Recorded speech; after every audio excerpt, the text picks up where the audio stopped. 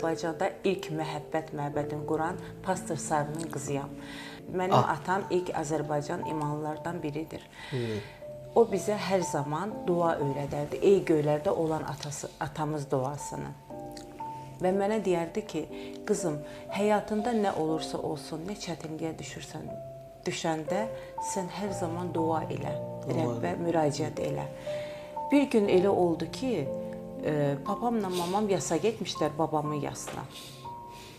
Dua elədi, həvalə etdi bizi, Elvinlə məni Rəbbə. Biz də ikimiz evdə tək idik, qaranlıq idi. Birdən işıqlarımız söndü. Mən istədim ki, Elvinə dedim ki, Elvin, əlvin ver mənə, gedək o bir otaqdan lampanı götürək, gətirim yandırım da evimiz işıqlansın. Bizdə də ev böyük belə koridoru idi, şəbənd idi. Elvinin əlindən tutanda bir də gördüm ki, yuxarıdan bir dənə işıq bürüdü evimizi. İşıq bürüyəndə belə qaldıq və bir səs mənə dedi ki, qorxma Tahirə, indi atan yaxınlaşacaq, gələcək. Heç 5 dəqiqə keçmədi, papa içəri girdi, qaçdım papanı qucaqladım, dedim papa qorxu içində. Papa, Nur baba gəlmişdi, Ay baba gəlmişdi, çünki onda uşaq idim da, insan uşaqkən uşaq kimi danışır, düşünür. Papa da mənə dedi ki, qızım, mən həyətə girəndə o Nurun həyətdən uzaqlaşdığını gördüm. Yəni, mənim həyatım Rəbb dua ilə, möcüzə ilə çox dəyişdi. Biz papamla saatlarla dualar edirdik. Bizim böyük bir məbədimiz yarandı. Mənim gözümün qabağında insanların Rəbbə necə gəlməklərini gördüm mən. Mən dua ilə insanların dəyişməklərini gördüm. Mən özüm dua vasitəsilə özümün dəyişilməsini gördüm. O qədər çətinlik həyatımda oldu ki, o qədər problemlər həyatımda oldu ki, mən Rəbdən bir müddət uzaq düşdüm. Amma ona baxmayaraq, İsa hər zaman mənim yanımdaydı. Tahirə bacı, bir şeyi öyrənmək istəyirəm. Bu İsa'dan uzaq olanda nələr oldu sənin həyatında? Nə yaşadın? Yəni, həyatın yaxşı oldu, yoxsa pis? Həyatım çox bərbad oldu. Çox çətinliklər yaşadım, çox sıxıntılar yaşadım. Amma Rəbb hər zaman mənim yanımdaydı. Rəbbə şükürlər olsun. Bəli, və mən yenə də atamın bir sözü yadımdan çıxmazdı. Qızım, nə çətinliyin olursa olsun, İsa'ya dua elə. Mən hər çətinliyimdə Rəbbə müraciət edirdim. Və hətta ona baxmayaraq, mən onunla birgə təmizlənirdim. Mən bağışlaya bilmirdim əvvəl. Mən başladım insanları bağışlamağa.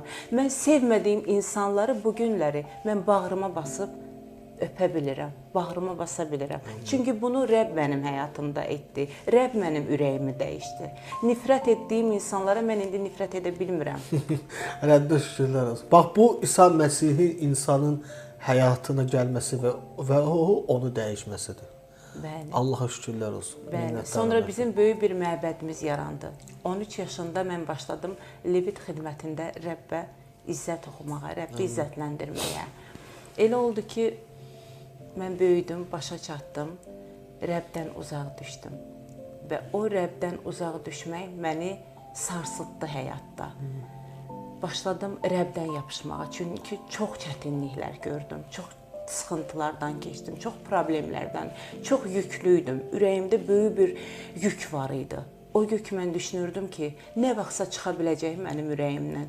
Amma bir gün gəldi, mən baxdım ki, o yük mənim artıq ürəyimdə yoxdur. Çünki Rəbb bunu götürdü. Çünki mən özüm istədim ki, İsa mənim ürəyimdən o yükü götürsün. Mən dua vasitəsilə Rəbb o yükü mənim ürəyimdən çıxartdı. Amin. Bizim Rəbbimiz vədlərinə sadiq bir Rəbdir. Çünki İsa Məsih belə demişdi, ey bütün yorğunlar, yükləri ağır olanlar, yanıma gəlin, rahatlıq taparsınız. Bax, bu ailə sənin həyatında icra oldu. Bəli. İsa səndən bu yükü, içində olan bu dərdi aradan qaldırdı. Bu Rəbbin işidir. Minnətdaram mən Allaha, doğrudan da elədir. Və sən bununla bizi izləyənləri demək istəyirsən ki, sizin də həyatınızda yük, dərd varsa, bunu ancaq İsa Məsih aradan götürə bilər. Bəli, qaldıra bilər. Ancaq. Şükür. Buyur, davam elə.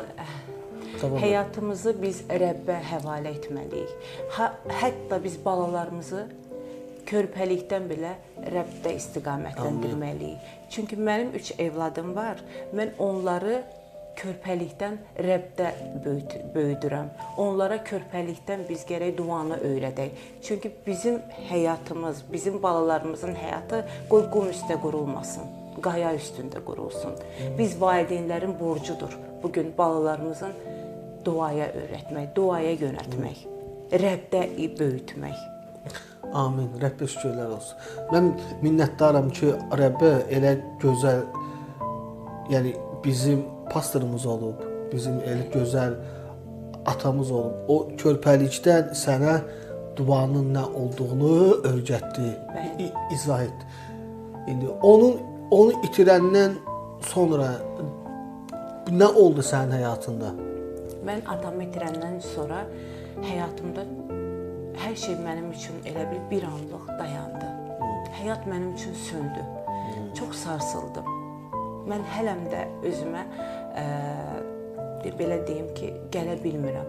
Amma yenə də mən heç nəyə baxmayaraq istəyirəm ki, Rəbdə xidmət edim. İnsanlara Rəbbin hansısa bir sözünü çatdırım. Çünki papam elə bizi öyrətdi. Elə bizə başa saldı ki, Rəbbin sözünü insanlara çatdırın. Amin.